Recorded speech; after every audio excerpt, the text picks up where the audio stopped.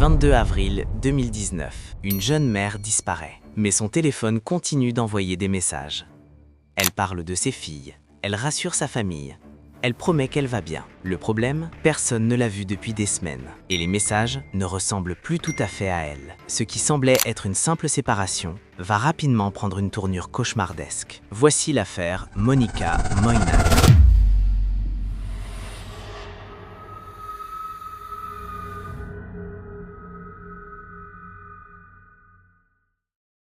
Monica Day Moynan a 22 ans. Elle vit à Holly Springs, en Caroline du Nord. Deux petites filles, Kaylee et Nova. Elle travaille comme serveuse. Elle vend du sirop naturel en ligne. Elle entame une formation pour devenir doula. Elle veut accompagner des femmes dans l'un des moments les plus importants de leur vie, la naissance. Ses proches la décrivent comme aimante, déterminée, protectrice. Son monde tourne autour de ses enfants. Rien, absolument rien, ne laisse penser qu'elle serait capable de disparaître volontairement. Au contraire, elle essaie de construire. Les jours passent, les messages continuent. Toujours courts, toujours vagues, toujours sans appel. Aucune voix, aucun FaceTime, aucune preuve qu'elle est réellement vivante. Les enquêteurs analysent les textos. Et un détail technique attire leur attention. Les horaires, la localisation. Les messages ne viennent pas d'un lieu inconnu. Ils viennent de très près, beaucoup trop près. Son mari apparaît bouleversé. Il parle aux médias. Il dit qu'il l'aime, qu'il veut qu'elle rentre. Mais certaines personnes remarquent autre chose. Il ne semble pas paniquer, il ne semble pas chercher activement. Et surtout, il contrôle la narration. C'est lui qui explique les disputes, c'est lui qui parle des tensions, c'est lui qui répète qu'elle avait besoin d'espace, comme s'il préparait déjà une explication. Les enquêteurs s'intéressent alors au cercle proche, comme souvent dans ce type d'affaires. Et naturellement, les regards se tournent vers le mari. Les données téléphoniques le placent à proximité des envois. Le doute s'installe. Qui est vraiment cet homme? Brian Sluss, 44 ans, n'était pas un nom connu du public. Il vivait à Holly Springs, en Caroline du Nord, dans ce même quartier où Monica élevait leurs deux fillettes, Kaylee et Nova. Brian n'était pas un homme au profil particulier.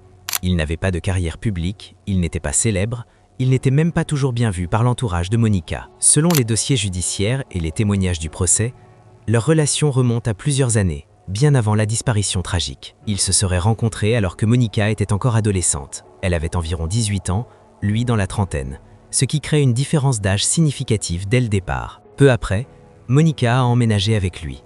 Elle voulait être indépendante, construire une vie avec lui, malgré les désapprobations de sa famille. Très vite, cependant, des fissures apparaissent dans cette relation. Les témoins à charge, y compris une amie proche de Monica, ont raconté qu'elle avait décrit plusieurs épisodes de violence physique. Elle aurait expliqué qu'il l'avait étranglée au point de perdre la conscience à au moins 2 reprises. Une image glaçante qui suggère une escalade inquiétante de l'agressivité dans leur intimité. En 2016, Monica a même obtenu une ordonnance de protection contre Brian après des incidents de violence qui l'avaient profondément effrayée. Cela indique que les tensions dans leur couple n'étaient pas secrètes. Elles avaient déjà été reconnues légalement. Malgré cela, ils ont continué à se voir, parfois de façon intermittente, les conflits refaisant surface encore et encore. Une dynamique tragiquement courante dans les relations abusives. Alors, est-il le responsable de la disparition de sa femme? Laissez-moi votre avis dans les commentaires. Printemps 2019. Monica cesse d'être vue, mais sa famille reçoit toujours des messages. Elle dit qu'elle a besoin d'espace, qu'elle traverse une période compliquée, qu'elle reviendra. Les textos semblent normaux, mais sa mère remarque un détail. Monica n'utilise plus les mêmes surnoms pour ses filles. Ce sont de petits changements, presque invisibles. Mais pour une mère, c'est flagrant. Les semaines passent, toujours aucun appel. Jamais de voix, seulement des mots. Et dans les relations d'emprise, le mensonge est souvent stratégique. Maintenir l'illusion permet de gagner du temps. Après la disparition de Monica, c'est le gestionnaire de son appartement qui alerte la famille. Les policiers ouvrent une enquête. Les enquêteurs découvrent que Brian Sluss utilise le téléphone de Monica.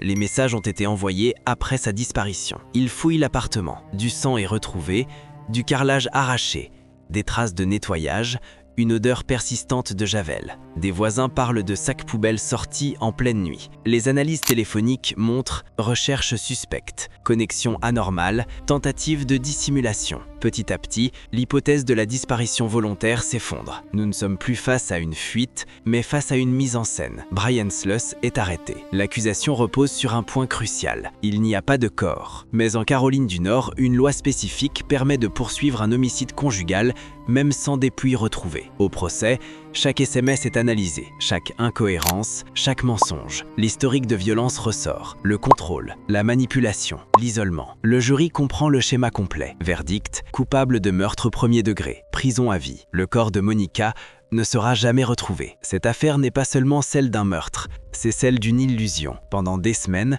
une famille pensait parler à Monica, mais ce n'était qu'un écran, un téléphone, un mensonge. À ce stade, une dernière question demeure. Combien de signaux d'alerte auraient pu être pris plus au sérieux? Les violences conjugales ne commencent pas par un homicide, elles commencent par le contrôle, l'isolement, la peur. Aujourd'hui, ces filles grandissent sans leur mère, et le silence du condamné laisse encore une zone d'ombre. Si tu connais quelqu'un qui traverse une relation toxique, si tu as déjà ressenti cette peur, ce malaise, ce contrôle invisible, ne reste pas silencieux. Parle, informe-toi, tends la main. Et si tu penses que ces histoires doivent être racontées pour ouvrir les yeux, écris en commentaire « On doit en parler ». Dis-moi aussi ce que tu penses de cette affaire. À quel moment as-tu commencé à douter? Plus on échange, plus on met la lumière sur ces réalités. Partage cette vidéo, parce qu'une prise de conscience peut parfois sauver une vie.